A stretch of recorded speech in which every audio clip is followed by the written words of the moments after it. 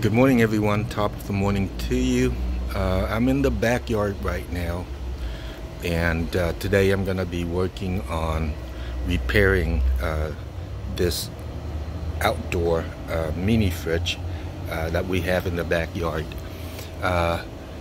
So let's just dive into it. I'm going to show you how I diagnose and fix it. Okay. So the first thing that you're gonna do is look for the black box that is right next to the compressor. This right here, it's just a cover. So go ahead and unlatch the clamp here and remove the cover. Before you do anything, make sure you shut off power, okay? And just wait a few minutes for things to settle and discharge before you touch anything. So behind the cover, you will see this attached to the compressor. Let me just remove those parts and explain to you what they are and what they do. So these might be on there tight, so you might need to wiggle it or use a flathead screwdriver or needle nose plier to undo the connection. So go ahead and undo that. Make sure you take pictures of where things go. That would be helpful later on when you go and put them back together. Mine just have two connections, and that's it. Once the wires are removed, you can start removing these pieces that are attached to the compressor. I use a flathead screwdriver and then just kind of wiggle on it, and they'll just pull right out. Let's start with this piece first.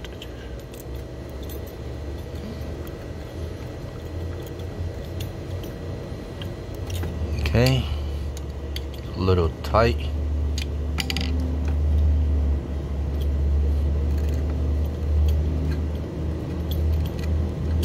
And then remove the top piece as well.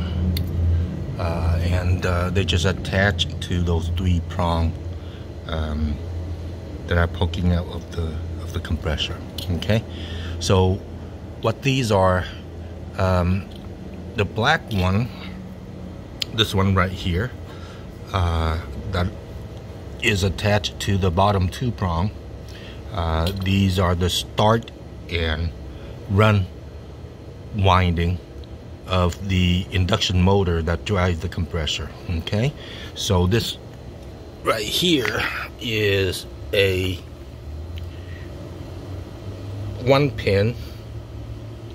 It just has 1 pin on it, and what it is a PTC relay, or they would call it a start relay. PTC stands for positive temperature coefficient, PTC. And how it works is, this is the part number on it. 4.7 stands for a nominal resistance of 4.7 ohm. So how this works is it has a temperature sensitive resistor built into the unit, and the resistance of that resistor is directly proportional to the temperature. So as the temperature gets hot, the resistance goes up, and if the temperature goes down, the resistance goes down accordingly. So the compressor has an induction motor built into it that would start up and then run the compressor. The way this works is that the induction motor has a start winding and a run winding. This relay here, and the compressor, the induction motor would need a kickstart, if you would, to start the motor, and then once the motor started, then it goes into run mode, and this is what controls it. When you first plug the fridge in, the nominal resistance at that time at ambient temperature would be about 4.7 ohms. So it would allow the initial surge of energy, because 4.7 ohm is very low resistance. It would allow all of that current to run through and kick start the induction motor. So it would start the motor up. As the motor start running, and current start flowing through the 4.7 ohm PTC resistor, it start to warm up the resistor, and as the resistor warms up, it would increase the resistance, limiting the current and allowing the motor to switch into run mode. So that's how it works. Now, to test this PTC relay out, I'll show you how to test it. Get a DMM, switch it over to resistance measurement on the low range. This one should have a nominal ambient temperature resistance of about 4.7 ohm. So if you should see 4.7 ohm across these two terminals here. Okay, and in my case it's an open circuit, so the start relay is toasted. Now the other piece that sits on top of the PTC start relay, this unit right here, this is a overload protection relay, and all it does is it act as a thermostat, if you will, and monitoring the temperature of the compressor. And if something goes wrong and the compressor gets too hot, then it would just open up the circuit and remove power from the compressor to prevent catastrophic failures. And the way you test it is just measure resistance again across the pin and the metal plate, and it should be a very low or a short resistance as well. But in my case, it's an open circuit, so both of these units are defective. I went ahead and ordered replacement part on eBay. They rather pretty cheap. Both of these are for like $6 on eBay, and I'll show you what the good one looks like in terms of resistance measurement. This one should be a short circuit across these. There you go. This one was open earlier. Yep.